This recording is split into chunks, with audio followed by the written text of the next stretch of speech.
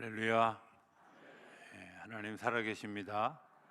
살아계신 그 하나님의 은혜와 평강과 축복이 저와 여러분들 그리고 영상으로 예배하는 모든 분들에게 함께하게 되기를 주의 이름으로 축복합니다.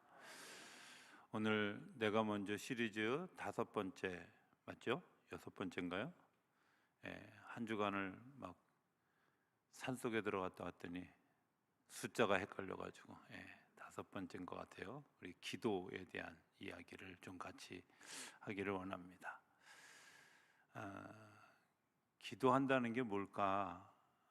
우리가 이제 여러 유형이 있지만 기도의 시작은 저는 두려움에서부터 시작한다 이렇게 생각합니다. 내가 이대로 멈추면 어떨까?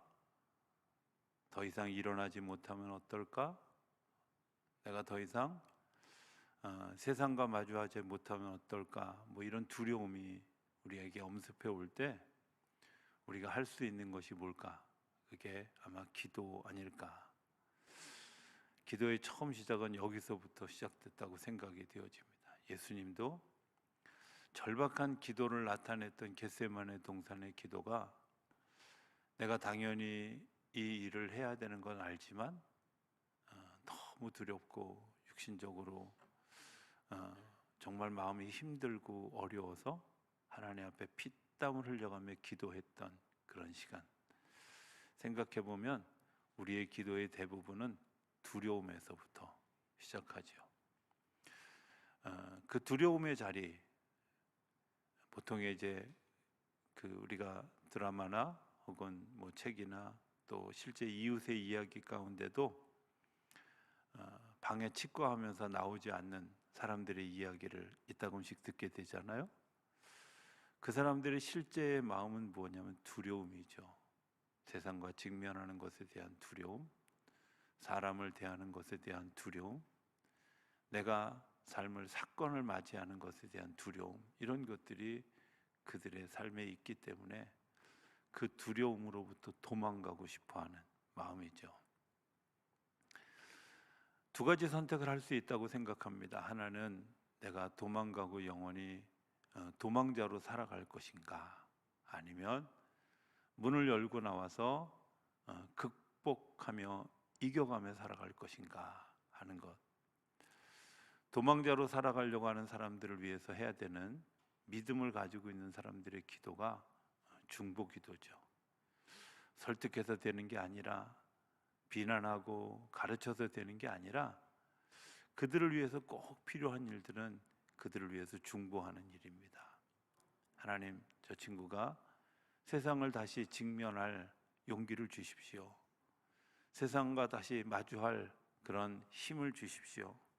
이겨갈 지혜를 주십시오. 아마 이렇게 기도하는 일들이 굉장히 중요한 일이라고 생각이 되어집니다. 누구를 가르친다고 하는 것, 그것과 기도하는 일은 저는 백지 한 장 차이라고 생각하는데요. 가르쳐서 돼야 될 때가 있고 기도해야 될 때가 있죠. 그때는 사실은 가르쳐서 되는 게 아니라 기도해야 될 때입니다. 그 영혼을 위해서 붙들어 주시고 이길 수 있도록 용기를 달라고. 직면해서 이겨가려고 하는 사람들의 또 다른 기도는 자기가 하는 기도죠. 하나님, 내가 이기게 해주십시오. 극복하게 해주십시오. 내가 용기가 없습니다. 내가 두렵습니다. 이렇게 이야기하는 거죠. 이 두려움의 그 사건을 가져다 주는 그런 일들이 뭐냐면 어떤 사건이죠. 이 사건 때문에 내가 두려움을 경험하게 되어지고 실패와 좌절을 경험하게 되어지는데, 이 사건을 겪으면 대부분의 사람들은 뭘 생각하냐면 내가 뭘 잘못했길래 내가 이걸 어떻게 극복해야 되지 하고 원인을 묻고 그리고 해결책을 찾으려고 합니다. 그런데요, 실패한 사람이 누구예요? 나잖아요. 내 머리에서 그 실패한 것을 이겨갈 힘이 나오겠어요? 내 경험에서 그것을 이겨갈 지혜가 나오겠어요? 하나님은 우리의 삶에 내가 주인이 되어졌을 때는 하나님 내버려 두셔요. 그러나 이 사건을 만나고 어려운 상황을 만났을 때 우리가 기억해야 될 것은 내가 주인이 아니라 주인된 자리를 주님께로 다시 돌려드리는 시간이어야 된다는 거예요. 주님의 일들로, 주님의 사건으로, 주님의 시선으로 지금 이 사건을 보도록 우리가 내어드려야 되는데, 우리는 기도하지 않으면서 하나님, 나는 못합니다, 나는 할 수 없습니다, 여기 주저앉을 수밖에 없, 여기가 끝입니다 라고 이야기하고 자기가 스스로 원인을 분석하고 결과를 찾으려고 하지만 점점 더 미궁에 빠지게 된다는 거예요. 사건을 경험하면 이것이 왜 일어났는가를 질문하지 않아야 됩니다. 오늘 시편 기자의 질문처럼 하나님, 어느 때까지입니까? 4번이나 무려 반복해서 어느 때까지입니까? 라고 질문해요. 어느 때까지입니까? 이 어느 때까지입니까? 라는 말 속에는 주권이 하나님 당신에게 있습니다 라고 하는 걸 이야기하는 거예요. 하나님, 이거 내가 하는 일이 아니라 하나님, 어느 때까지 가면 하나님께서 이 문제를 저에게서 해결해 주시고 다시 이길 수 있도록 도와주시겠습니까? 하고 질문하는 거예요. 그러니까 주권이 누구에게 있다고요? 하나님께 있음을 고백하는 거예요. 모든 만물, 모든 사건 가운데 정말 중요한 것, 하나님, 이 문제를 해결할 능력, 해결할 지혜, 해결할 은혜를 주시는 거 주님 것입니다. 제가 하는 게 아니라, 제가 했더니 실패했더라고요. 제가 했더니 하나님께서 주신 그 많은 열매 중에 선악과만 보이더라고요. 이런 거죠. 내 경험, 내 생각, 내 판단을 내려놓는 시간, 그게 주님 앞에 오늘 시편 기자가 질문하는 그런 거죠. 어느 때까지니까. 4번에 걸쳐서 1절, 2절에 보면 4번에 걸쳐서 어느 때까지니까 라고 질문하는데, 첫 번째는 하나님, 나를 영원히 잊으셨습니까? 나를 잊으, 하나님으로부터 단절되어진 나, 하나님이 나를 잊어버리셨을까 봐, 하나님이 나를 모른다 하실까 봐 두려워하는 마음이죠. 행성에서 목회하다가 군남교회로 옮기고 나서 행성에서 그 주변에 있는 교회 목사님들이, 그 평안교회는 담임 목사는 없고 교주만 있어, 이렇게 왕노릇하다가 이제 교회를 옮기고 여러 모양의 그 이제 부류가 있는 그런 교회에서 목회를 하다가 한 4년쯤 되니까 너무 지치더라고요. 그래서 어느 날 아침에 하나님께 이렇게 질문했어요. 하나님, 저 잊어버리셨어요? 이런 질문. 왜? 행성에 있을 때는 막 그 DTS, 그 아웃리치 팀도 자주 오고, CCC 거짓 순례하는 팀도 오고 이러면서 하나님이 기도하고 응답받은 사람들이 우리 교회에 찾아오는 일들이 되게 많이 있었는데, 군남교회 가서 한 번도 그런 일이 없었던 거예요. 그래서 제가 이젠 사람도 안 보내주시네요. 그들의 기도 속에도 응답해 주시지 않네요. 이런 불편한 마음이 들어서 하나님, 저 잊어버리셨어요? 이렇게 기도했어요. 근데 놀라운 건 그 DTS 팀이 제가 특성을 잘 아는데 이 경기 북부 지역에는 잘 안 보내요.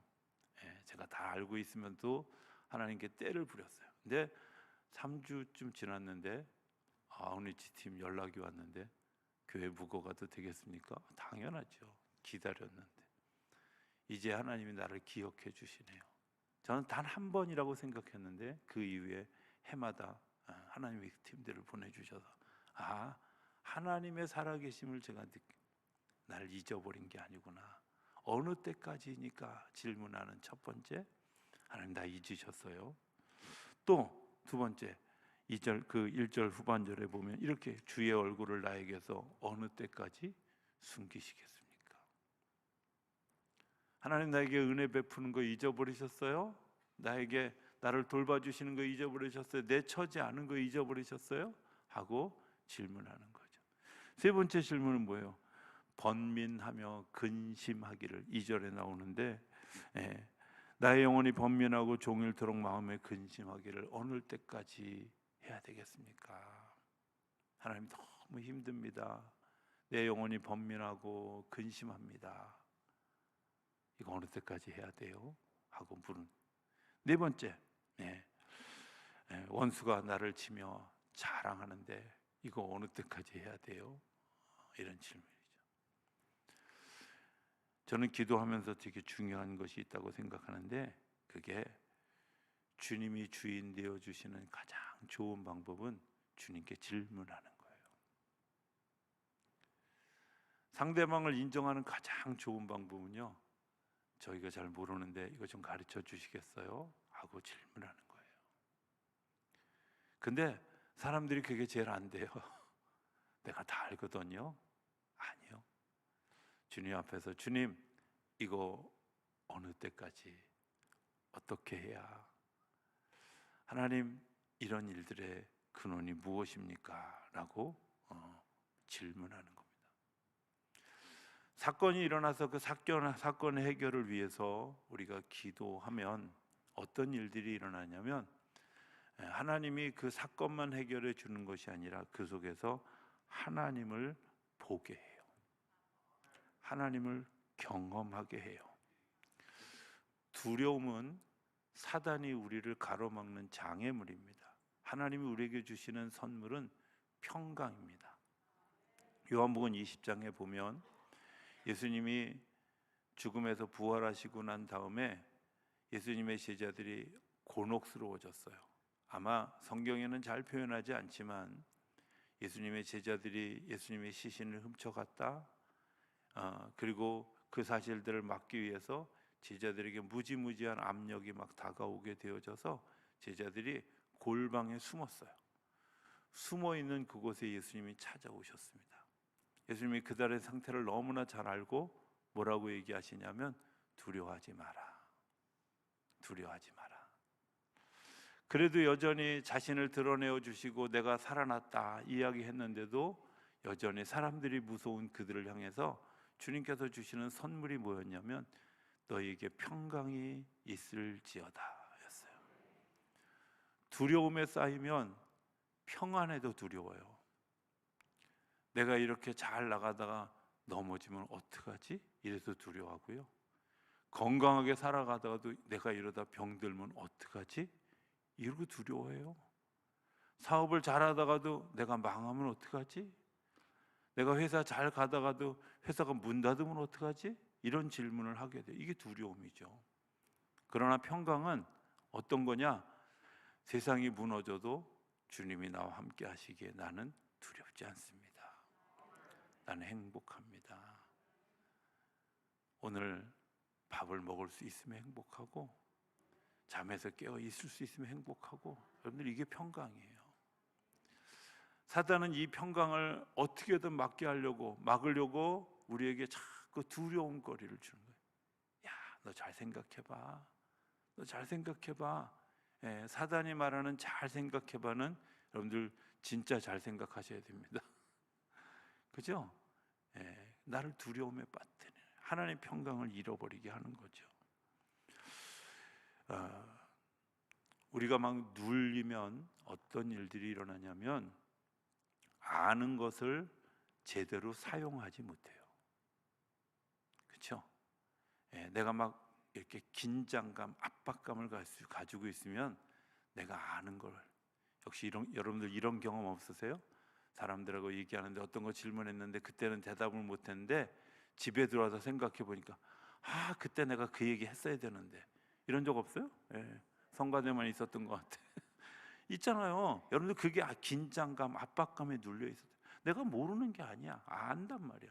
근데 그 아는 것을 활용하지 못하는 거예요. 긴장했기 때문에, 압박감 때문에, 두려움 때문에. 하나님이 그것들을 다 활용하게 하시는 굉장히 중요한 하나님의 선물이 뭐라고요? 평강, 평안함입니다.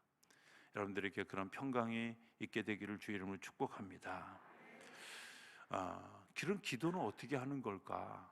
기도는 하나님 앞에 나아가서, 하나님, 제가 두려워요 라고 이야기하는 거예요. 두려워요, 이렇게 얘기하는 거예요. 이런 아이러니가 어디 있어요? 두려워하지 말라고 하셨는데 두려워요 라고 이야기하는 이야기가 뭐냐? 주님께서 내가 두려워하는 것을 아시지만 그 두려워하는 일들이 자기에게 일어난 것을 내가 느꼈을 때 비로소 하나님이 우리에게 이렇게 도와주신다. 저희가 횡성에서 군남교회로 옮기고 난 다음에 생활의 변화가 생겼는데 5 식구가 한꺼번에 자다가 방이 3개인 바람에 이제 방을 다 나눠줬어요. 그런데 우리 막내 한길이가 1학년이었어요. 근데 누나들은 둘이 자고 자기는 혼자 자는 거잖아. 근데 절강 같은 동네, 조용했던 동네에 살다가 갑자기 도로 옆에, 근데 이 도로에 가끔 군부대가 출동하면 한 30분씩 탱크 지나가는 소리가 나는 그런 동네. 어느 날 자다가 탱크들이 지나가는데 한길이가 무서워서 안방문을 두드리면서 아빠 무서워. 그럴 때 야, 남자가 임마 그러면 돼? 이러지 않는다는 거죠. 뭐라 그래요? 들어와. 여기서 같이 자자 이러잖아요. 한 3분은 잘못한 겁니다 이런 표정을 지으시는 것 같은데, 하나님은 우리가 두렵다고 하면 그래 두려워하고 먼저 감싸주시죠. 두려운 걸 아는 거예요. 내가 주님께 두렵다고 이야기하는 것. 오늘 시편 기자는 뭐라고 얘기하냐면 4가지를 두렵다고 얘기해요. 3절 4절에 보면 이렇게 얘기하죠. 여호와 내 하나님이여 나를 생각하사 응답하시고 나의 눈을 밝히소서. 두렵건대 내가 사망의 잠을 잘까 하며. 쉽게 얘기하면 내가 죽게 될까 두렵습니다. 또 그 뒤에 보면 두렵건대 나의 원수가 이르기를 내가 그를 이겼다고 할까 두렵다는 거예요. 여러분들 정의가 이겨야 되는데 불의가 이기면 안 되잖아요. 이런 때 없어요. 나는 정말 정직하게 정당하게 행했는데 사람들로부터 오해받고 막 억울한 얘기 듣고 힘든 얘기 들을 때 여러분들 힘들지 않으세요? 여러분들은 아무도 힘들지, 저는 그게 너무 힘들었어요. 나는 선의로 했는데, 나는 정말 좋은 뜻으로 했는데, 나는 정말 성경을 따라 했는데 그게 오해가 되어져서 막 공격받고 막 그 궁지에 몰릴 때 정말 마음이 힘든 거예요. 나는 그러려고 한 게 아니었는데, 그런 의도가 아니었는데. 그때 하나님께 우리가 기도할 수 있는 게 하나님 저 두려워요. 사람들 찾아다니면서 변명할 수 없잖아요. 또 변명한들 듣겠어요? 그때 내가 할 수 있는 게 뭐예요? 하나님 앞에 서서 하나님 저 두렵습니다 하고 기도하는 거죠. 성경에는 기도의 자리를 가기 위해서 골방으로 가라고, 골방. 마태복음 6장에 보면 너희가 골방에 들어가서 기도하라 이렇게 얘기하는데, 골방이 그냥 단순하게 나 혼자 있는 방 이렇게 생각하면 조금 오해가 있을 수 있어요. 유대 사람들은 하루에 3시간씩 3번씩 기도하죠. 우리 시간으로 얘기하면 아침 9시, 12시, 오후 3시에 각각 기도하는 시간이 있어요. 그런데 그 기도하는 시간을 잘 지키는 사람이 믿음이 좋은 사람처럼 인식되니까 의도적으로 길거리를, 골목길을 지나가도 좋은데 의도적으로 성경을 딱 끼고, 뭐 꼈는지 안 꼈는지는 잘 모르지만 딱 끼고 대로를 횡보하면서 느그적 나 기도하러 간다 이거 나타. 그게 골방이 아니라는 거예요. 골방은 내가 기도하는지 안 하는지 아무도 알 수 없지만 주님은 아시는, 주님과 나 혼자만 서 있는 관습이 아니라 내가 정말 하나님과 절박한 대화를 나누는 그런 시간, 꾸밈이 없는 있는 그대로를 이야기하는 시간, 사람들에게 보이려고 한 게 아니라 하나님께 보이기 위해서 꾸밈 없이 있는 그대로를 주님 앞에 들고 나가는 시간이 골방이죠. 내가 두려워요? 네, 두렵습니다. 이렇게 기도하는 거예요. 억울해요? 하나님 저 억울해요. 하나님 저 이해가 안 가요. 하나님 왜 나만 괴롭히세요? 이렇게 기도할 수 있는 거죠. 그게 골방이에요. 골방은 사실 굉장히 작은 자리입니다. 그런데 놀라운 것은 우리가 그 작은 자리에서 무엇을 발견하게 되냐면 하나님의 큰 역사를 경험하게 돼요. 내가 골방에서 기도했던 일 아무도 알지 못하는데 하나님이 그 골방에서의 창을 열어주시면 하나님이 운행하시는 세계를 보게 되고 하나님이 역사하시는 걸 보게 돼요. 나는 조그만 사건 하나 때문에 하나님 앞에 기도했는데 이 사건을 통해서 내가 단순히 사건만 해결된 것을 보는 게 아니라 하나님이 그 사건을 통해서 나를 얼마나 사랑하시고 나를 얼마나 귀하게 여기시고 내 이야기에 귀를 기울이시는 사랑의 하나님인 것을 발견하게 되죠. 근데 그게 기도예요. 나는 그냥 작은 자리에 서 있어요. 지구상에 정말 지구 중에 아주 작은, 우주 중에 정말 아주 그 먼지 하나만도 못한 그 자리, 하나님 거기서 내가 울었어. 거기서 내가 하나님 앞에 탄원했어, 탄식했어. 그런데 중요한 건 하나님이 그 작은 자리를 기적의 자리로 만들어 주셔서 내가 넓은 세상을 보게 한다는 거예요. 하나님이 운영하시는 세상을 보게 한다는 거예요. 하나님의 마음을 보게 한다는 거예요. 하나님이 나를 얼마나 사랑하시는지 보게 되는 거예요. 우리가 왜 기도에 실패할까? 어느 대학의 수학과 강의실에서 교수님 한 분이 칠판에다가 2, 4, 8 이렇게 글자를 썼어요. 그리고 이렇게 이야기합니다. 이것의 답이 뭘까요? 라고 질문했어요. 한 학생이 손을 들었습니다. 그리고 이야기합니다. 14입니다. 앞에서부터 더해보니까 14입니다. 교수님이 빙그레 웃었어요. 다시 한 학생이 얘기합니다. 16입니다. 앞에 있는 것과 뒤에 있는 숫자를 곱하기 2를 하니까 16이 나옵니다. 그걸 수열이라고 얘기하는데요. 또 다른 것은 수열 곱하기를 하니까 수열에 곱하기를 더하니까 64입니다. 라고 대답했어요. 교수님이 빙그레 웃으면서 이렇게 얘기합니다. 모두들 답을 찾는 데만 열심이구먼. 그런데 자네들은 가장 중요한 것을 잊고 있네. 도대체 어째서 문제가 무엇이냐고 묻는 사람이 한 명도 없나. 여러분들 진짜 중요한 건요, 이 숫자가 중요한 게 아니라 이 사인이 중요한 게 아니라 여기에 문제가 뭔지를 안 들었잖아. 이 문제가 뭔지를 안 물었잖아요. 오늘 우리가 문제만 보고 상황만 보고 사건만 보고 하나님 이거 어떻게 해야 될까요? 거침없는 수로 14입니다. 16입니다. 64입니다. 라고 대답하지만 하나님은 땡, 아니야. 내가 내려고 하는 문제는 그거 아니야. 하나님이 저와 여러분들에게 주시기를 원하시는 문제는 그런 단순한 문제가 아니라는 거예요.